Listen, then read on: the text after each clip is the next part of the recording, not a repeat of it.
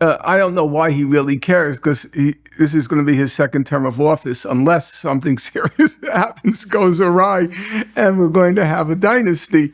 Why he really cares, but it is his constituency, and the constituency, for various reasons, primarily economic, for sure, but also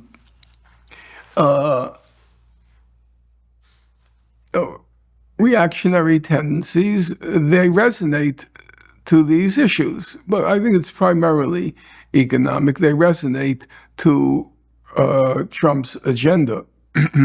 So that, to me, is the primary aspect. It has a constituency. And you have to be honest. You see, I'm not a liberal. I'm a radical. We hated liberals in my day. Phil Oakes, the folk singer, the famous song, Love Me, I'm a liberal. And it was mocking liberals. I'm not a liberal. But on the other hand, I have to be intellectually honest. I try, So you take the case of Trump's tariffs, in particular the automobile tariff. I was struck. The head of the United Auto Workers praised it to high heaven. The head of the UAW praised Trump for that to high heaven. It means there are elements of Trumpism. It's not really an ism because he's so scatterbrained.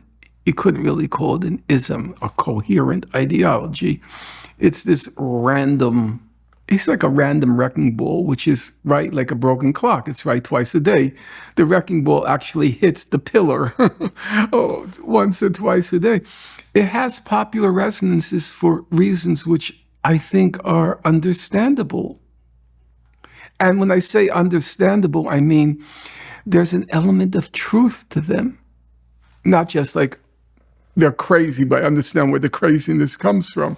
No, there's an element of truth. The resentments of the white working class at the snootiness and haughtiness of the liberal elites.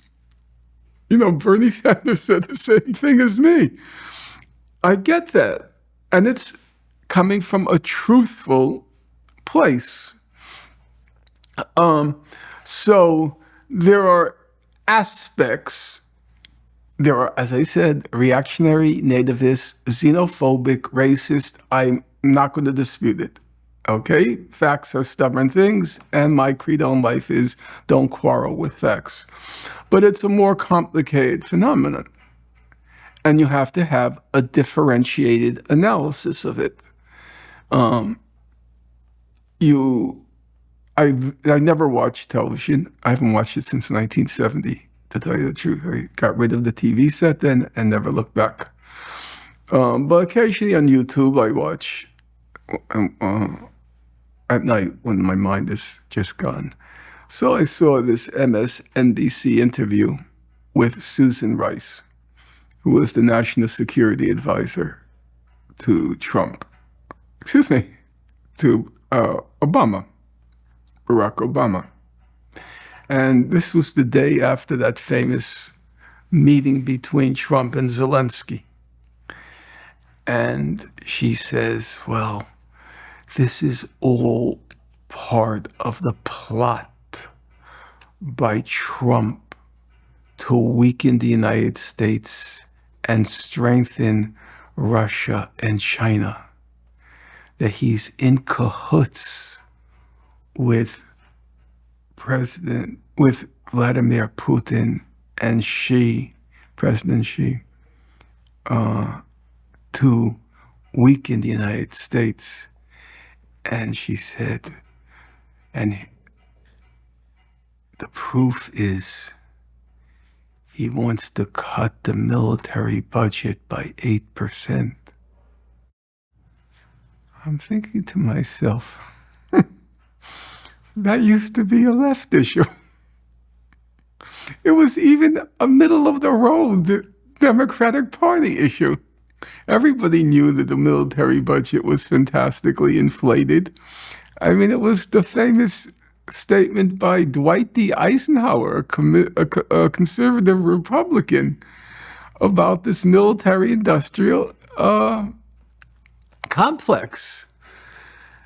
So you can't work with people like that. There are aspects about what Trump is saying that are true. These people are completely insane with their conspiracy theories. They actually make Trump look rational. Does anybody with any lucidity of mind possibly believe that Trump is a Manchurian candidate working for Russia and China? Can any sane person believe that? So I believe there has to be a differentiated analysis of Trump, aspects of, maybe by virtue of the broken clock or the wrecking ball hitting its target every once in a while. But there are aspects which are correct. And we should not fall into the trap of a blanket embrace of the Democratic Party. There has to be an independent path carved out. And as I said, part of the independent path is to acknowledge DEI was a disaster.